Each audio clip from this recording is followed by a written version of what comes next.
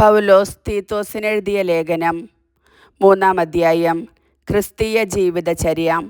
ഭരണകർത്താക്കൾക്കും മറ്റധികാരികൾക്കും കീഴ്പ്പെട്ടിരിക്കാനും അനുസരണമുള്ളവരായിരിക്കാനും സത്യസന്ധമായ ഏതൊരു ജോലിക്കും സന്നദ്ധരായിരിക്കാനും നീ ജനങ്ങളെ ഓർമ്മിപ്പിക്കുക.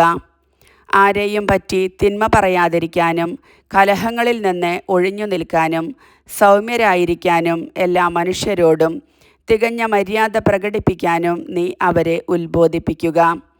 എന്തെന്നാൽ നാം തന്നെയും ഒരു കാലത്ത് മൂഢന്മാരും അനുസരണമില്ലാത്തവരും തെറ്റായ മാർഗത്തിലൂടെ നയിക്കപ്പെട്ടവരും പലതരം മോഹങ്ങൾക്കും സുഖേച്ഛകൾക്കും അടിമപ്പെട്ടവരും ദ്രോഹബുദ്ധിയിലും അസൂയയിലും ദിവസങ്ങൾ കഴിച്ചവരും മനുഷ്യരാൽ വെറുക്കപ്പെട്ടവരും പരസ്പരം വെറുക്കുന്നവരും ആയിരുന്നു. എന്നാൽ നമ്മുടെ രക്ഷകനായ ദൈവത്തിൻ്റെ നന്മയും സ്നേഹം നിറഞ്ഞ കാരുണ്യവും വെളിപ്പെട്ടപ്പോൾ അവിടുന്ന് നമുക്ക് രക്ഷ നൽകി.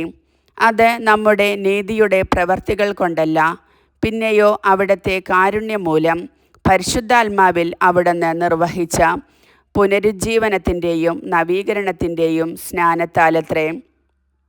ദൈവം നമ്മുടെ രക്ഷകനായ യേശുക്രിസ്തുവിലൂടെയാണ് പരിശുദ്ധാത്മാവിനെ നമ്മുടെ മേൽ സമൃദ്ധമായി വർഷിച്ചത്. അവിടുത്തെ കൃപാവരത്താൽ നാം നീതീകരിക്കപ്പെടുന്നതിനും നിത്യജീവനെ പറ്റിയുള്ള പ്രത്യാശയിൽ നാം അവകാശികളുമാകുന്നതിനും വേണ്ടിയാണ് ഇങ്ങനെ ചെയ്തത്. ഇപ്പറഞ്ഞത് സത്യമാണ്. ദൈവത്തിൽ വിശ്വസിച്ചവർ സൽപ്രവർത്തികൾ ചെയ്യുന്നതിൽ ജാഗരൂകരായിരിക്കാൻ വേണ്ടി ഇക്കാര്യങ്ങളിൽ നീ സമ്മർദ്ദം ചെലുത്തണം എന്ന് ഞാൻ ആഗ്രഹിക്കുന്നു. ഇവയെല്ലാം ശ്രേഷ്ഠവും മനുഷ്യർക്ക് പ്രയോജനകരവുമാണ്. അതുപോലെ അർത്ഥശൂന്യമായ വാഗ്വാദങ്ങളിലും വംശാവലികളെക്കുറിച്ചുള്ള ചർച്ചകളിലും കലഹങ്ങളിലും നിയമത്തെക്കുറിച്ചുള്ള തർക്കങ്ങളിലും നിന്ന് ഒഴിഞ്ഞു നിൽക്കുക. അവ പ്രയോജനരഹിതവും നിഷ്ഫലവുമാണ്.